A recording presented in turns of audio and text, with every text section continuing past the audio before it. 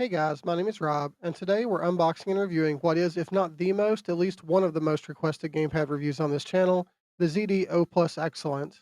This is a wireless controller compatible with PC, Switch, and mobile.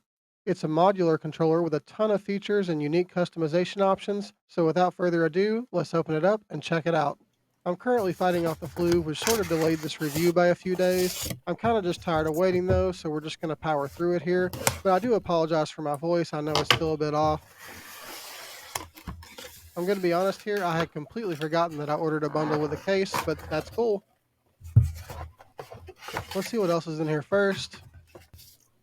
So we have a nice braided USB-A to USB-C cable, and this is probably about a 6-foot cable, so not one of the super short charge-only cables, but also not a 10-foot cable like we see with some controllers. Then we have a bunch of different D-pad options, including some very interesting ones. I've definitely never seen this before.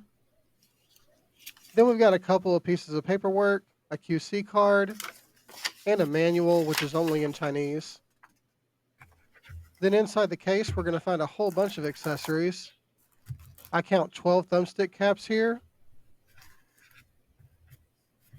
And holy crap, talk about high-rise sticks. These are comically long. And then these are what we would normally call long or high-rise. Then we have 3 different sets of short sticks. So there are dome shorts, then concave shorts that are pretty standard, and then another set of short concave with a wider head. Then there's a 2.4 gigahertz wireless dongle. And lastly, a tool here, which is just a small Allen wrench, I assume used to change out some of the modular components of the controller. And then finally, we have the gamepad itself, which interestingly has another D-pad and the rear paddles pre-installed, but no thumbstick caps. We'll throw one of the short domed ones on the left stick for now. And then let's see just how ridiculous one of the extra tall sticks looks on the right. Yeah, that's, I don't know. Do people, actually play this way? Okay, I'm moving on. So first impressions, the controller does feel very nice. It's on the larger side, which is good for me, and the front shell is just a smooth, flat black plastic, but then we do have rubberized grips on the back. It actually feels very similar to the Xbox Elite Series 2 controller, and I'm sure you noticed the rear paddles are also very similar to that gamepad. In fact, they're basically identical, and they are in fact interchangeable.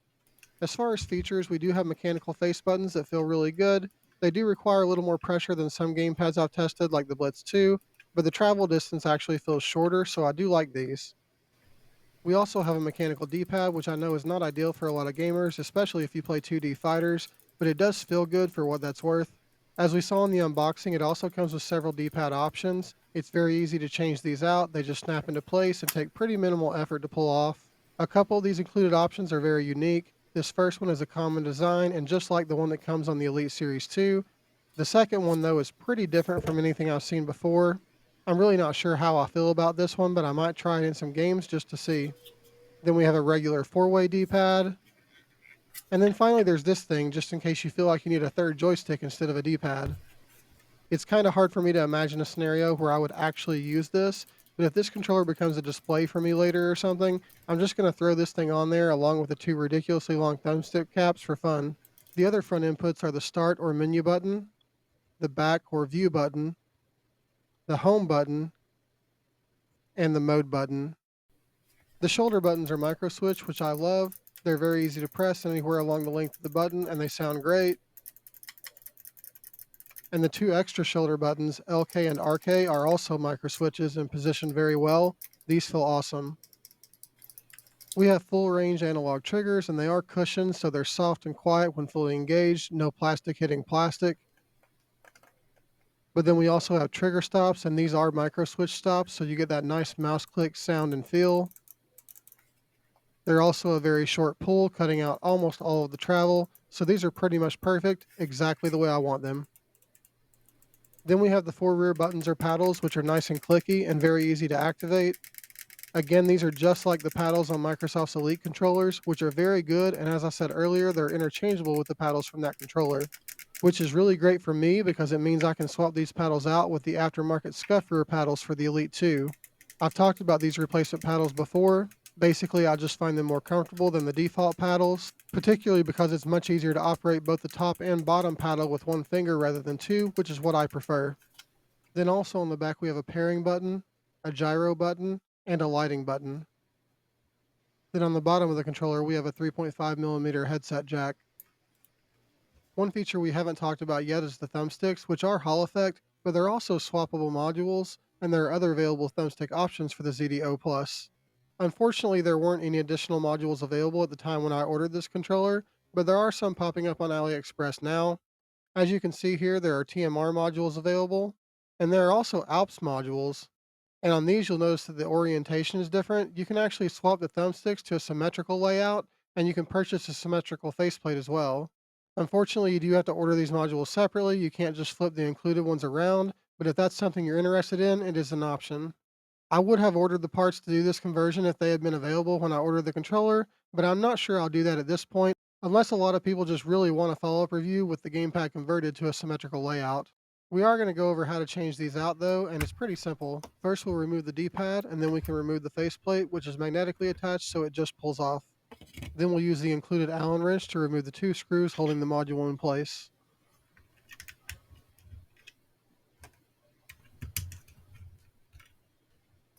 With both screws out, this bracket comes out, and then the module itself just pulls straight out. You can see the plug on the bottom of the module,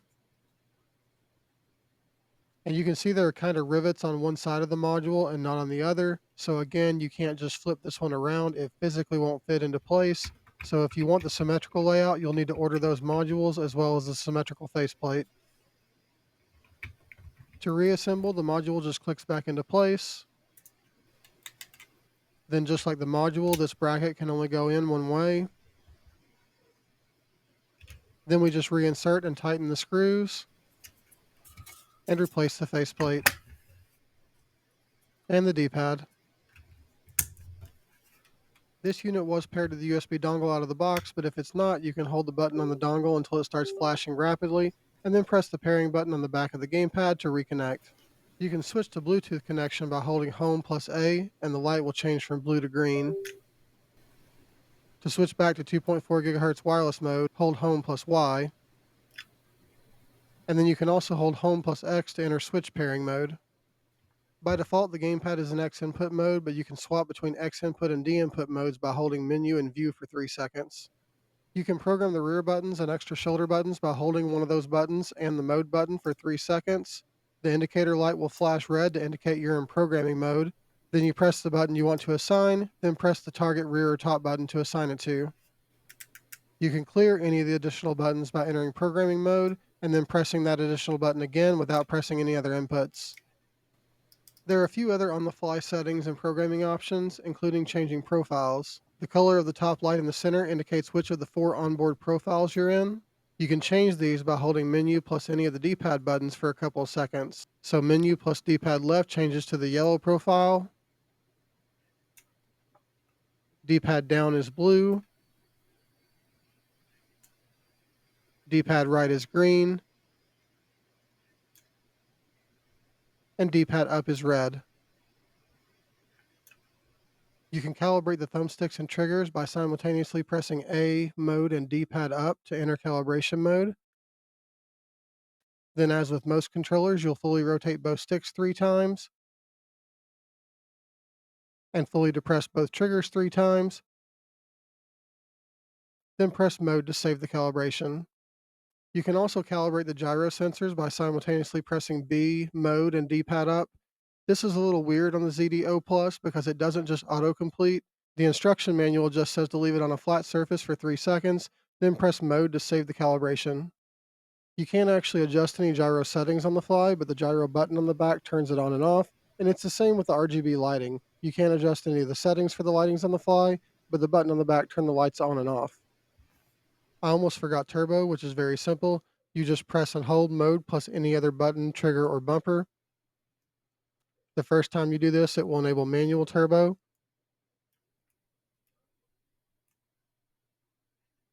The second time will enable auto turbo.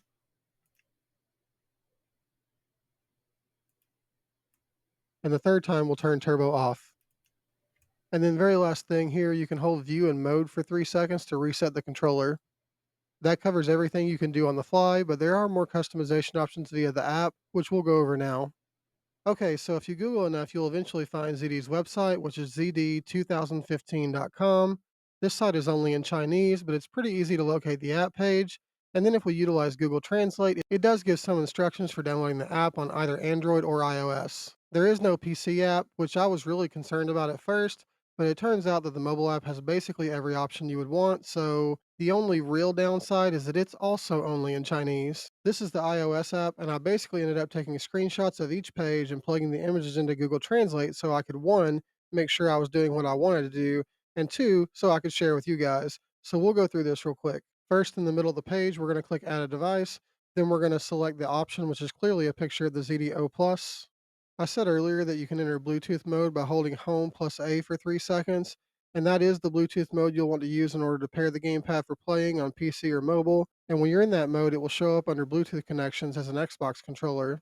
However, you can also enter Bluetooth mode by holding the Home plus B button, and the gamepad will show up as a ZDO Plus, and that's the mode I actually use to pair with the app and adjust settings. Once the device is paired, we're going to click Setup on the right side of the screen, which will take you to this page, which shows all the tabs for the different customization options. Just under the image of the controller, we can change which profile we're editing, and then starting with the top tab on the left, we have button settings. Here you can remap all the standard buttons on the controller other than the home and mode buttons, though the back buttons and extra shoulder buttons are under a different tab. The most impressive thing about this is that you can also map keyboard functions to any of the buttons in the mobile app, and those settings do work on PC, which is one of the most important features of Pro Controller to me. The next tab is for thumbstick settings, where you can adjust dead zone and debounce, as well as the response curves. The left and right sticks are on separate pages, so they can be adjusted individually. But then there's also a page for the D-pad, and you can swap the function of the D-pad with either of the sticks. And yes, I absolutely am going to put on the D-pad joystick attachment and swap it with the left stick, and try to play a game of COD or Halo or something. So I'll let you know how terrible and or funny that goes. Then we have vibration settings, and the ZDO Plus does have trigger and grip vibration. Pretty standard settings here, and as is my standard, I'm just turning it all off. Next, we have macro settings, and this is actually where you can program the 6 additional inputs on the controller. As the title of this page indicates, you can set up macros or singular inputs on these buttons. And just like on the button settings tab, this includes keyboard and mouse mappings, which again is fantastic. The next page is for the triggers, and there's not a ton here. The left and right triggers are separated, and you can just set the min and max ranges. Then we have motion settings, and you can choose whether the gyro mimics the left or right stick. You can also choose how to enable, you can map a key to enable gyro, and you can adjust sensitivity and dead zone compensation. Then we have lighting settings. Here you can change the lighting color and pattern, and there are separate pages for the ABXY buttons and each of the joysticks. You can set the 3 areas of lights individually, but on the button page you do have the option to apply to all, and on either joystick page you can choose to sync both joysticks or sync either individual stick with the face buttons. That pretty much covers everything. There is a test setting so you can check all the inputs, as well as a disconnect and a restore default option. But since all of that is pretty self explanatory, I didn't bother to take and translate screenshots of those. Let's go ahead and look at some testing now. We'll start with polling rate, and as usual, I checked wired first, and I kind of just expected it to be 1000 hertz because that's pretty much the standard for any PC controller, but it's actually coming in at about 800, and I ran this a few times and got the same result each time. I then checked wireless, and unfortunately, this was super disappointing. It came in at about 200 hertz, but more concerning is the very high jitter and a ton of large outliers. I have updated the gamepad via the app, but I have to wonder if there's some type of update for the dongle that I'm not finding. Obviously, you can't do that through a mobile app, but I did try searching their website and couldn't find anything. But if this is just it for wireless performance, I would recommend only using this controller wired. Next, we'll look at the resolution, and you can tell by the rate of the registered inputs during this test that it's not going to be anything super high. Yeah, it's coming out around 240, which is just fine, nothing impressive. And then lastly, we'll look at gamepad tester, and you'll notice the sticks aren't returning to a consistent resting value. And sometimes we see this, but it's not enough variance to result in stick drift. But unfortunately, that's not the case here. I've played with the ZDO Plus. I played with it quite a lot actually because I've been sick and not really able to work on recording for this video for like over a week. And I've recalibrated the sticks multiple times, but regardless, if I have them set to 0 dead zone like I do here, I have very faint but noticeable stick drift in game. Then looking at the circularity, this also doesn't look fantastic. These are set to a rectangular algorithm with lowish error rate, though again, error rate is just not a very accurate term for this test. What it means in this case is that these sticks are rectangular, but don't really hit the corners as much as you would expect, and the shading is also pretty uneven, particularly on the right stick. Again, I have recalibrated these sticks several times and haven't gotten any results that look noticeably different from these. So, conclusions. I've got to be honest here, I'm fairly disappointed with this gamepad, but I'm hopeful that it's recoverable. This thing has basically all of the options, all of the bells and whistles I'm typically looking for in a main controller. We've got four very good rear paddles, as well as the two additional shoulder buttons, mechanical face buttons, mouse click trigger locks, keyboard mapping. I mean, on paper, this thing is a beast, but in practice, it just kind of feels off. And specifically, I'm referring to the Hall Effect sticks. These just don't feel super responsive or accurate to me, and that was my initial impression after my very first play session with the gamepad. I actually ran all the testing after just a few games because I wasn't feeling it with this controller, and I've now put in quite a few hours with it, and my opinion hasn't changed. That said, I don't know if it's the HE modules themselves or the way the gamepad processes the data, etc. It's hard to say. So, what I am going to do is order a set of the TMR sticks and swap them out and see if that makes a big difference. My two favorite controllers right now are the Blitz 2 and the Cyclone 2, and I credit that mostly to very well made and calibrated TMR sticks, but not all TMRs are the same, so I don't know if this $17 set is going to make the ZDO Plus a god tier controller or anything, but I do think it's worth testing just based on all the other good things about the controller. I wish I could tell you that this is it, I found the perfect controller, but unfortunately that just isn't my experience thus far. But I will provide an update when I get the TMR modules in. I hope this video helped you out, and if so, please subscribe if you haven't already. Likes are also appreciated, and I do try to react and respond to as many comments as possible. I'll be doing more reviews regularly, so I hope to see you back here again soon. Thanks for watching.